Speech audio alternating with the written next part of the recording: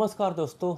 आज हम डिस्कस करने वाले हैं एक सुप्रीम कोर्ट की जजमेंट जो इंडिया की ऑनलाइन गेमिंग इंडस्ट्री का फ्यूचर कम्प्लीटली चेंज कर सकती है।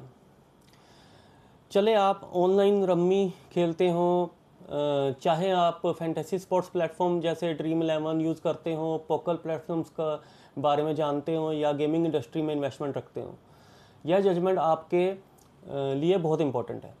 इस केस में सवाल था कि जीएसटी सिर्फ गेमिंग कंपनी की कमीशन पे लगना चाहिए या पूरे स्टेक पे लगना चाहिए। पूरा स्टेक यानी कि जितनी प्लेयर्स इन्वेस्ट कर रहे हैं वो सारे स्टेक पे लगना चाहिए, या जो कमीशन गेमिंग प्लेटफॉर्म अर्न कर रहे हैं उन पर। और इस डिस्प्यूट में टैक्स डिमांड हज़ारों करोड़ रुपए की पहुंच गई है।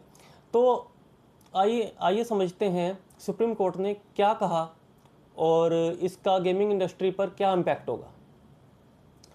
पूरा विवाद क्या था दोस्तों? सबसे पहले कंट्रोवर्सी को समझते हैं। लाइक आप समझिए कि 100 प्लेयर हैं और वो 100 रुपये इन्वेस्ट करते हैं किसी गेमिंग प्लेटफॉर्म पे, तो 10,000 रुपये हुए।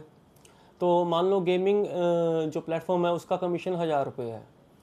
तो गेमिंग जो कंपनी है उनका कहना है कि जो हमारी 1,000 रुपये कमीशन है उसी पर ही टैक्स लगना चाहिए, जबकि जीएसटी डिपार्टमेंट यानी कि गवर्नमेंट का कहना है कि जो ये स्टेक है, जितना स्टेक है, लाइक जितना इन्वेस्टमेंट हुई है, उस पूरे इन्वेस्टमेंट पे ही टैक्स लगना चाहिए। तो ये जो मेन डिस्प्यूट है, बोन ऑफ कंटेंशन है, यही है।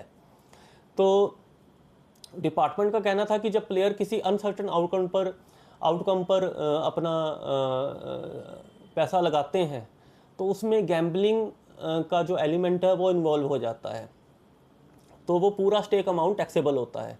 मतलब जीएसटी सिर्फ कमीशन पर नहीं बल्कि पूरे 10,000 रुपये पर लगेगा, एज पर एग्जाम्पल जो मैंने अभी। अब हम डिस्कस करेंगे कि गवर्नमेंट का क्या स्टैंड है और कंपनीज का क्या आर्गूमेंट रहा और सुप्रीम कोर्ट ने क्या ऑब्जर्व किया। गवर्नमेंट ने सुप्रीम कोर्ट के सामने एक बहुत ही इंपॉर्टेंट आर्गूमेंट रखा कि उनका कहना था कि जब कोई अनसर्टेन रिजल्ट पर पैसा लगाता है रिवार्ड के लिए, स्पेकुलेटिव इन्वेस्टमेंट करता है, तो उसमें बैटिंग के और गैम्बलिंग के एलिमेंट्स आ जाते हैं। तो उस पर हम जीएसटी लगा सकते हैं। जहां if there is no stake, no gambling, if there is stake there is a gambling. तो चाहे गेम अपना बाय चांस की हो या बाय स्किल्ड हो, स्किल बेस्ड हो या चांस बेस्ड हो, वो डिपेंड नहीं करता। डिपेंड करता है कि जो उसका आउटकम है, क्या वो स्पेकुलेटिव है, क्या वो किसी पर्टिकुलर कंडीशन पे या किसी अनसर्टन आने वाली किसी अनसर्टन हैपनिंग पे डिपेंड करता है। तो वो गवर्नमेंट ने उसको गैम्बलिंग और बेटिंग के हेड के अंदर लिया है और कहा है कि इस पे जीएसटी लग सकता है।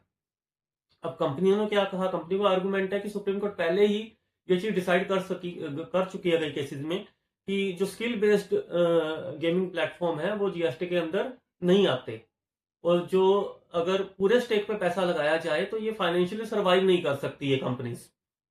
उनका कहना है कि कंपनी ने कहा कि वो सिर्फ एक डिजिटल प्लेटफॉर्म प्रोवाइड करती हैं।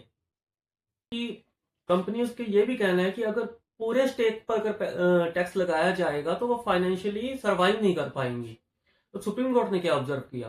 सुप्रीम कोर्ट ने फोकस ट्रांजैक्शन की इकोनॉमिक रियलिटी पर किया है।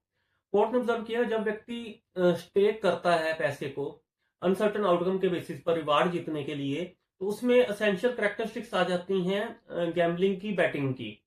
तो सिर्फ जो कोर्ट ने कहा कि पार्टिसिपेंट सिर्फ प्लेटफॉर्म का यूज नहीं कर रहा है, वो एक कॉन्टीजेंट चांस एक्वायर कर रहा है जिसके थ्रू वो अपना कुछ अमाउंट जीत सकता है।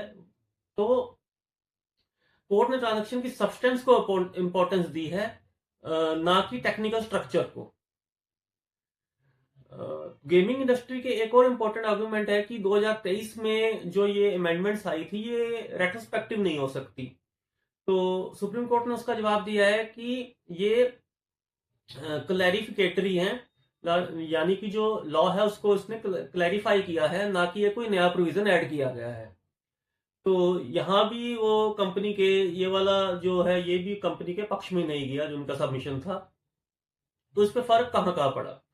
अब सवाल है कि ये ऑनलाइन जो रम्मी प्लेटफॉर्म्स है, फैंटेसी स्पोर्ट्स जो है ऑपरेटर्स है, पॉकर वेबसाइट्स हैं, कैसीनोज हैं, रियल मनी गेमिंग कंपनीज हैं, इन सब पे इम्पैक्ट पड़ेगा।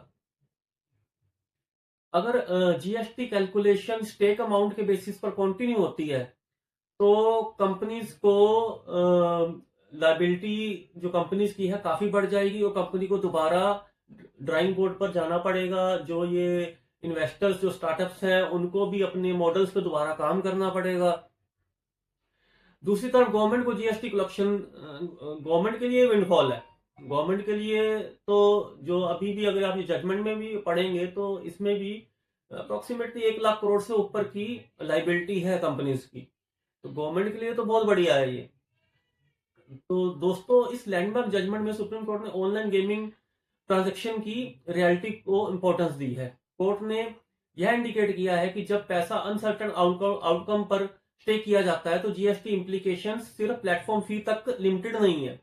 यह डिसीजन इंडियन गेमिंग इंडस्ट्री के लिए एक टर्निंग पॉइंट साबित हो सकता है। तो आपका क्या ओपिनियन है, आप क्या सोचते हैं? तो कमेंट बॉक्स में आप बताइए कि सिर्फ फी पे लगना चाहिए जो ये चार्ज कर रही हैं जो गेमिंग प्लेटफॉर्म्स है, या फिर टोटल स्टेक पे लगना चाहिए। आपका क्या पॉइंट ऑफ व्यू है? अगर आपको ये लीगल एनालिसिस पसंद आया है तो इसको आप लाइक कीजिए, इस वीडियो को, मेरे चैनल को सब्सक्राइब कीजिए। मैं किसी नए टॉपिक के साथ फिर मिलूंगा। नमस्कार, बहुत बहुत धन्यवाद।